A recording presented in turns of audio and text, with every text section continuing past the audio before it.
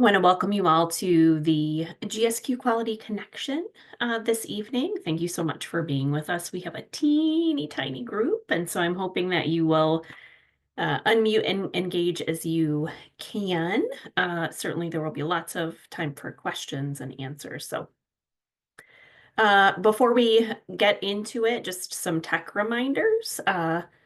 Mute if you're not speaking, but certainly feel free to unmute and ask questions or throw things in the chat.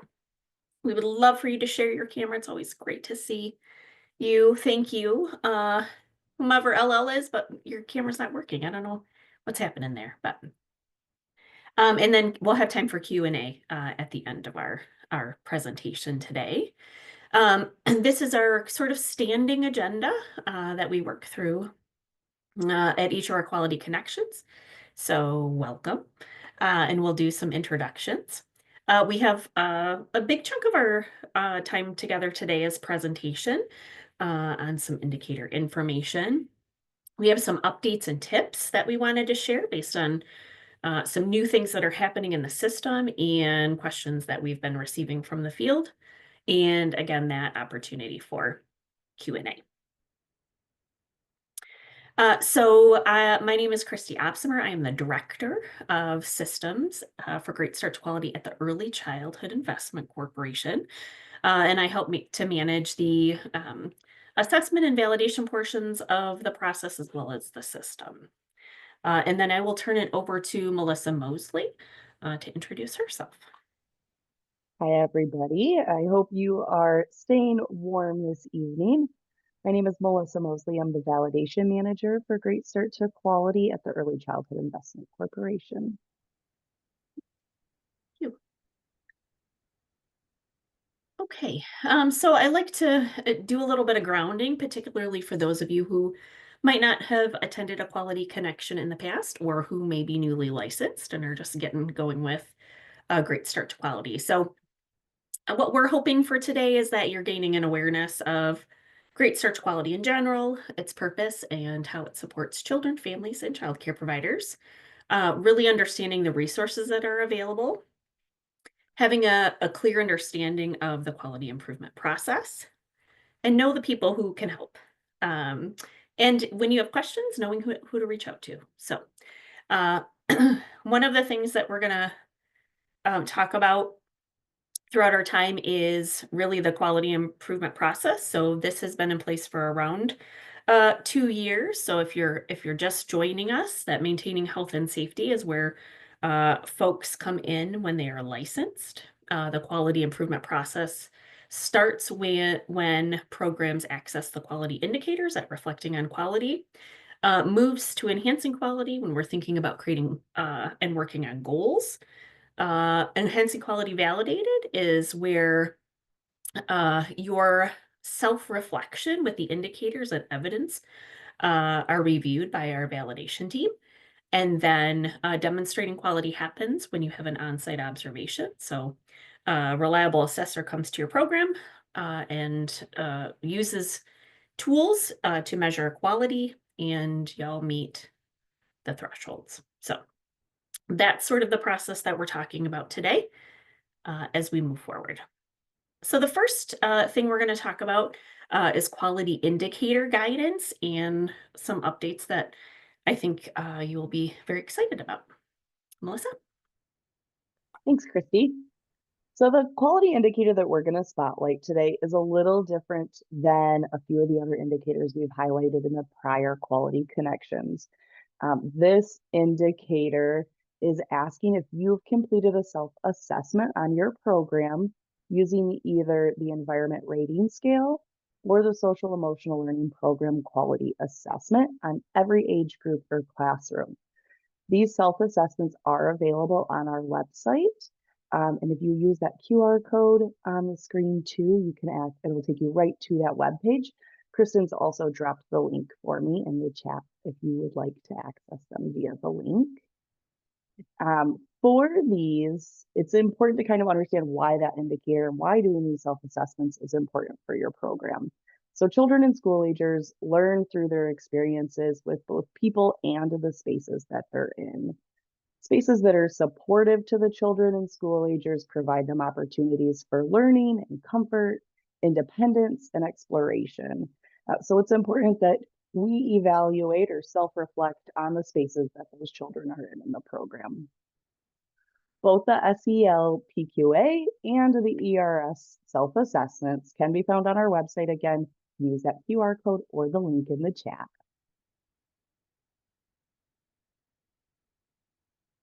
All right, Chrissy, if you could take me to the next one, thank you. So this indicator has one additional selection option that you can choose from in the self-reflection. We really want to talk through these a little bit for you. So when you're completing your self-reflection, you have 5 different options. You're going to want to select currently meeting. When you've gone through, you've used those self-assessments on all of the age groups and the classrooms within your program. And that's going to require that you upload evidence into the self-reflection in the system. Not meeting at this time, you would select if you haven't yet done those and you're not quite ready to. The next one is not meeting at this time, create a goal in the quality improvement plan. So you haven't yet done them, but you would like to plan to do them in the future on all of those age groups and classrooms. And then not aligned to program philosophy. So not aligned to program philosophy is more, maybe it just doesn't feel appropriate for your program type. I would honestly say this selection option is probably not one that we commonly see. Um, Doing those self-reflections is really appropriate for any program type, no matter what your philosophy is. And so we would encourage you to do those. And then the final option is that your program is accredited either by NACCE, NAFCC, or NAC, so the National Association for the Education of Young Children, the National Association of Family Child Care, and the National Accreditation Commission. So if you are accredited, you would select that option. The other part of this is if your program receives 100% funding by GSRP, Head Start, or Early Head Start, you would be able to select those pieces. With that, Chrissy, if you can move us to the next one, thank you.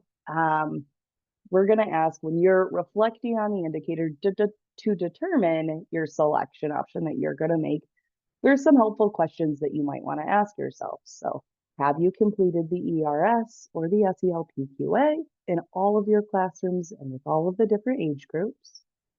How often have you conducted those self-assessments? It might be helpful to do it once or twice, excuse me. And then is your program 100% funded by GSRP, Head Start, or Early Head Start, or is your program accredited by one of the 3 accreditation options? If your program is accredited, you're just going to select that option and then you're not required to upload anything. If your program is partially funded by GSRP, Head Start, or Early Head Start, so you have 1 or 2 classrooms maybe, we are going to have you select one of the other options because we're going to need to see evidence uploaded for your tuition-based classrooms or that school age classroom. And that's just one of those kind of key pieces that make this indicator a little bit different. I do just want to pause there to see if anybody has any questions about that 5th selection option of being Head Start, Early Head Start, or GSRP funded.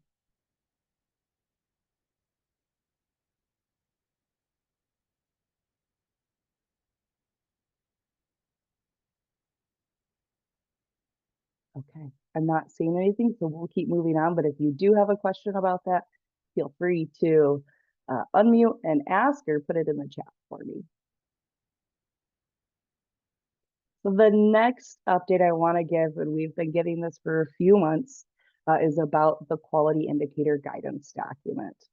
We have been working on updating this guidance document to provide some more helpful examples of the evidence that you could upload to meet the intent of the indicators or show that you're meeting the intent of the indicators. I was really hopeful we were going to be able to share tonight that it was live on our website. Unfortunately, something came up and there are a few more edits that need to be made. So I am hopeful Maybe by the next time we have a quality connection, I will be able to share that it is up on the website for you all to use. But promise we are working on that as hard and as quickly as we can to get that out to you all.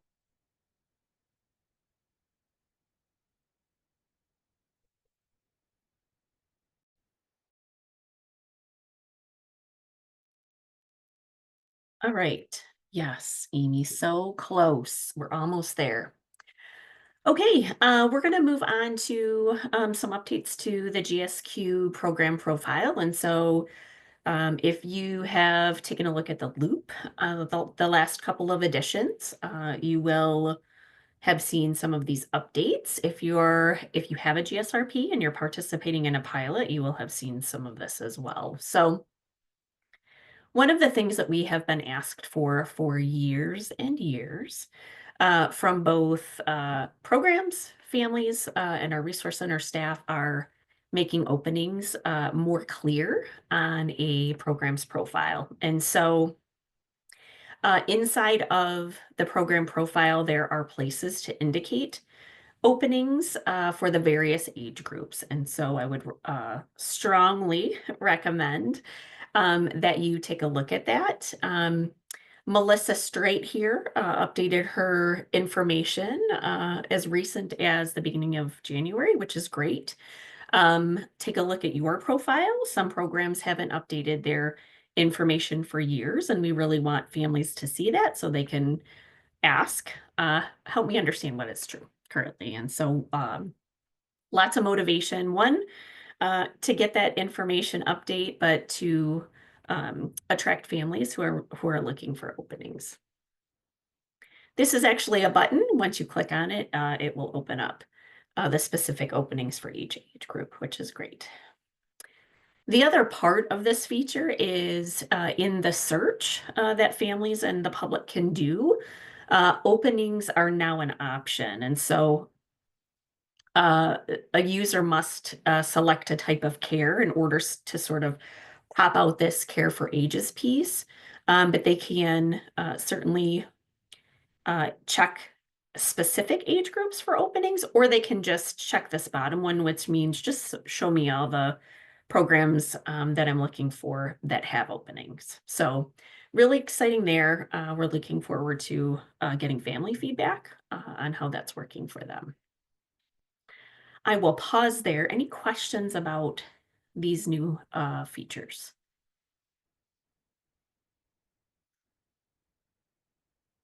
Any feedback from families that you've heard at all?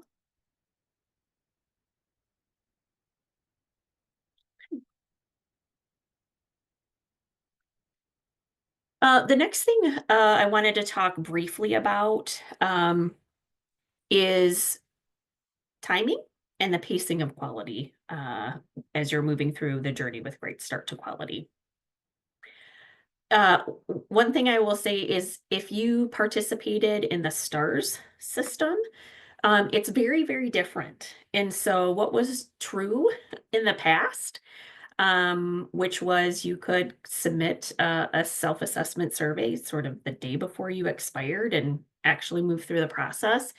Um, it doesn't work that way anymore. And so what we know is true is that quality takes time, but don't wait till your expiration date or to the last minute, because then we'll get stuck. Because again, it's just a different process. So, in thinking about the self-reflection, which is one of the very first parts of this process, as you'll recall in that circular graphic, the self-reflection really shouldn't take much time. It's really sort of a point in time opportunity for programs to use those indicators like Melissa showed you to reflect. And what is true in that point in time is either you meet it or you don't, or you want to create a goal. And so uh, working through the self-reflection should be sort of what you're doing currently.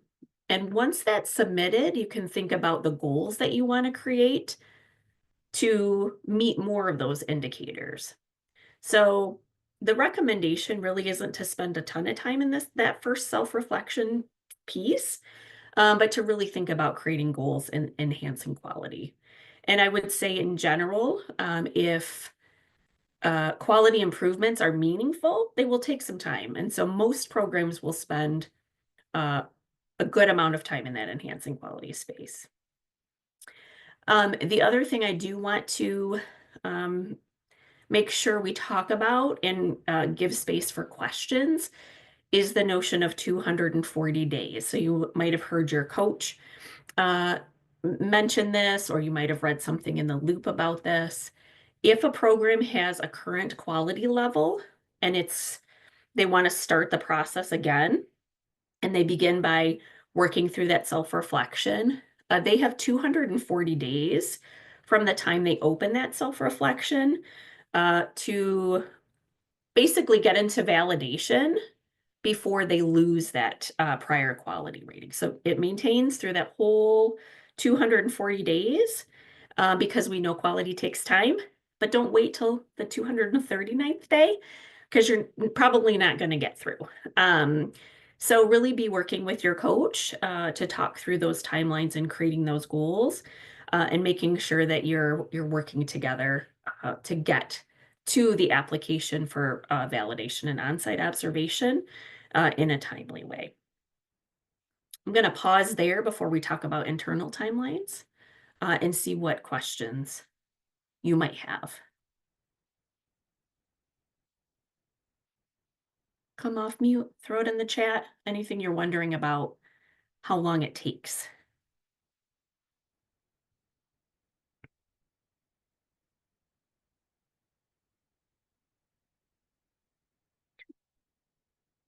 Fair enough. So we'll move to internal GSQ timelines. And what that really means is once a program works with the coach, applies for validation and on-site observation, and does the thing that they need to do to get into validation, which again is where the early childhood investment staff are reviewing documentation and evidence, making sure they meet the intent of the indicator. That process can take several weeks because there's lots to look at. And there's lots of folks coming through the quality improvement process, which is really great. What is true about once a program is in validation and beyond, that 240 days stops. So the prior quality level maintains because now it's in our hands and there's nothing that you can do to make it move. And so we didn't want to penalize anybody or any program for the time that the quality improvement cases and ECIC's hands. So it will, if you have a prior quality level and you meet that 240 days, it will continue to maintain through the remainder of what we call the case. So then once the validation is complete, it moves over to our assessment team and they schedule that on-site observation. That is taking quite a bit of time. We have about 500-ish observations sort of in process. I think it's actually programs in process, Kristen, if you want to jump in, fine. But it's a lot, and which is again wonderful because we have so many programs that are interested in improving quality and getting that feedback. And so know that there are milestones along the way where we will be in contact, but it does take a little bit of time. So just want to be clear about that. Any questions about that piece?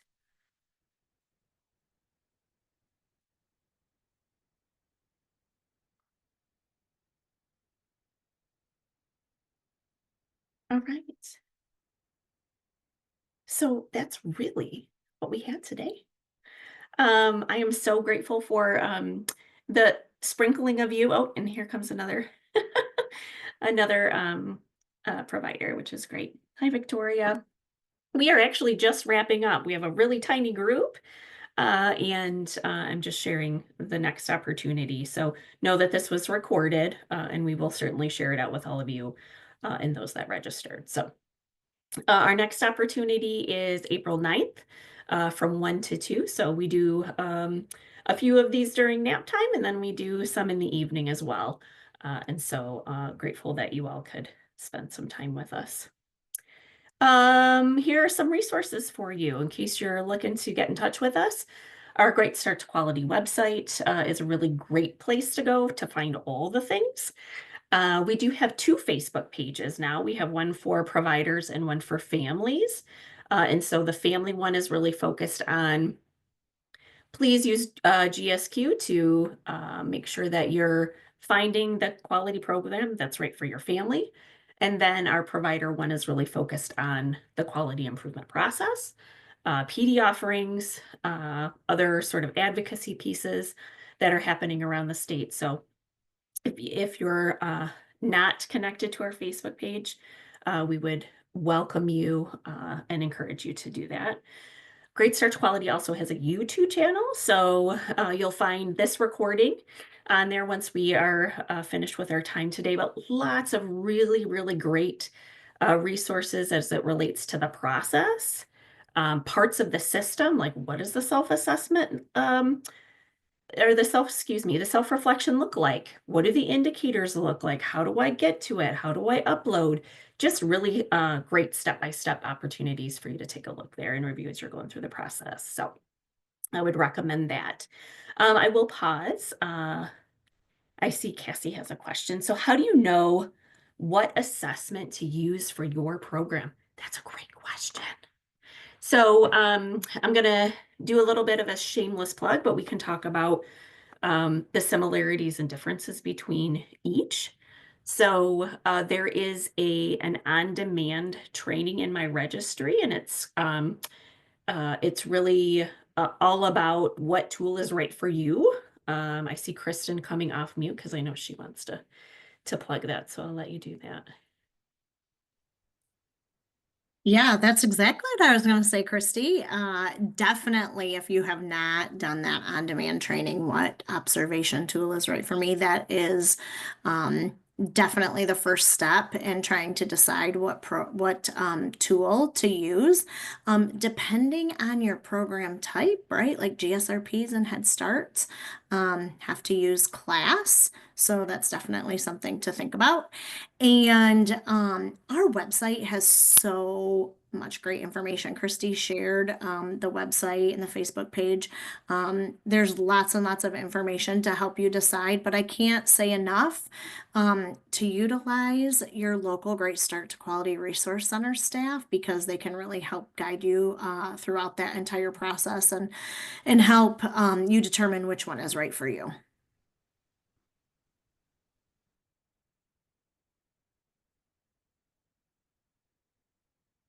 Thanks, Kristen. And Cassie, if you had specific questions about the tools, like if you want us to talk a little bit about them, we're happy to do that too. So another note for you, Kristen, I'll go ahead and read it out loud. Just making sure if a program has an early Head Start classroom, they would also need to use class, right? No, we have some early Head Starts that actually use ERS and approved assessors that are actually reliable in those tools. So there are some early Head Starts that are absolutely choosing ERS and they have the ability to do so. Now, it does get a little tricky because say they are on a license with a Head Start or a GSRP, then they would definitely have to use class because the entire license has to use the same observation tool with the exception of the school age program. So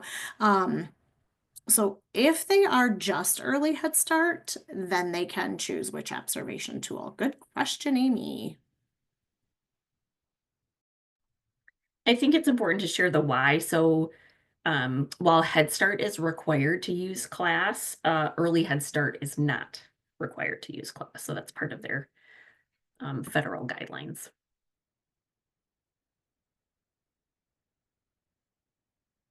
What other questions might you have?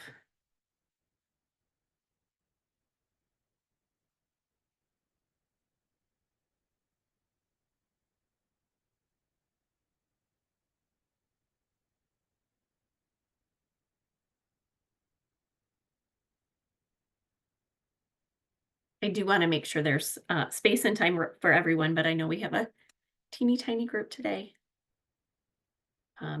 and do want to be respectful of your time. So I am trying to get to our Facebook page so I can throw that um, in the chat as well. Another observation question. So are all classes observed at once, Kristen? I mean, Yeah, that's a great question. So, um, typically, no. It depends on how many classrooms and how many assessors are assigned. So, if it's a really large program and multiple assessors are assigned to the program, it can happen. There can be observations at the same time, absolutely. Typically, the smaller programs that need to have a few observations, there's a chart on our website that tells how many observations actually have to take place. So it's not every single classroom. However, it is every age group. So let's say it's an infant room, a toddler room, a school age room, and a preschool room. Those typically would be one assessor that would come out, and those would not happen at the exact same time. But two could happen in one day. For instance, if infants are on an on-demand schedule, maybe the preschool room is observed first thing, and then the assessor maybe takes a little break and then comes and does the infant observation. That can definitely happen. Hopefully that helps. I did put a link in the chat too yeah. to the on-site observation page that has the information about how many classrooms and how many observations. Thanks, Melissa.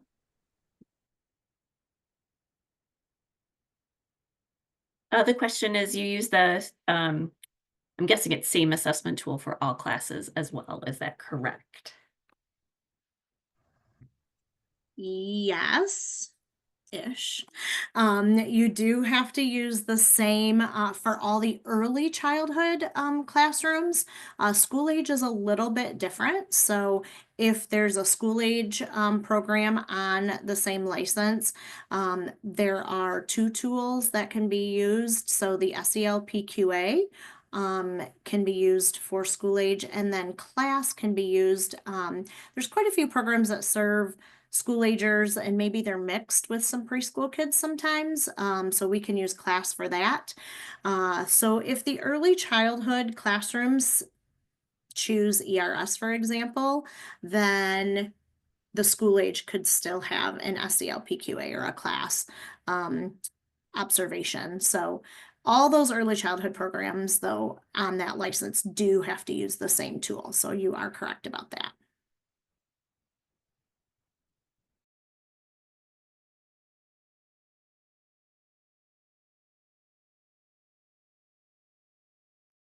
Yeah, and just to reiterate that self-assessment that Melissa talked about earlier as part of a quality indicator is really, really a great option. Even before you start looking at the self-reflection, you could do that at any time. And it's a really great way to get, depending on your program, if you have staff, it's really helpful to get them involved to understand the quality tools and the measures and what that looks like as well. Absolutely. And Christy, I will add too, even if you think that I might be doing a class observation, I'm not totally sure yet. The ERS self-assessment is still going to be amazing. That is the one that you would do for your early childhood program, no matter what tool you plan to use for your on-site observation, because it really dives into those environment pieces like Melissa had mentioned about to just self-assess that quality.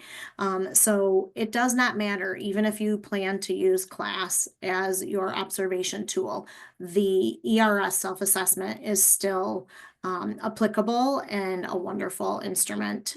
So those are not connected in any way. If you do the ERS self-assessment, does not mean you have to choose ERS.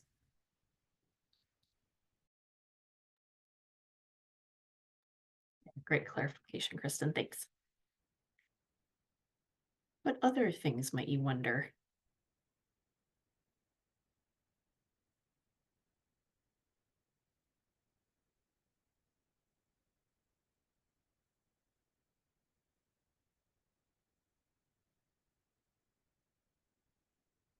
So hopefully you're seeing links to all kinds of goodies in your chat. So a link to our website.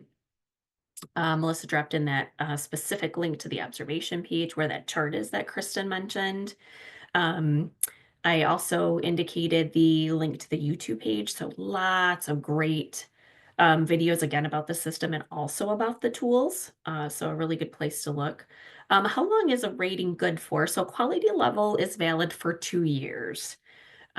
So that would be true until you get to, sort of into that maintaining with the 240-day space. So it might be a little longer than two if you begin that process, but um, typically it's good for 2 years.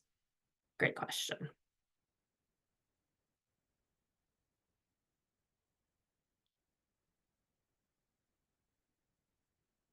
Any other wonderings?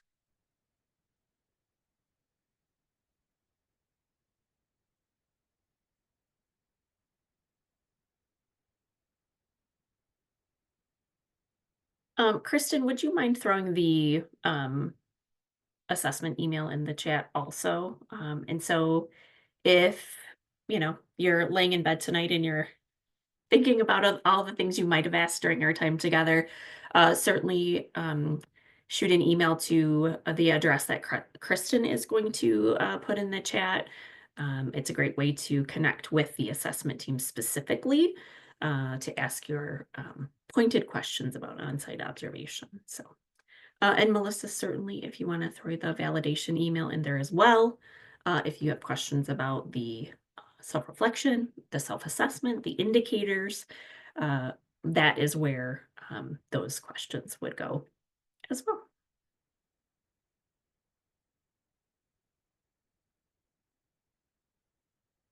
All right, I'm going to close our window here for our time tonight. Again, so grateful that you've taken some time to be with us and ask your questions and hear a little bit about some of the updates and um, pieces of information that we had to share tonight. Again, this is recorded. We will share it out following our time today.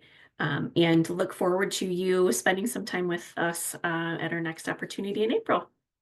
Have a wonderful night. Stay warm and stay safe. We'll talk to you soon. Take care.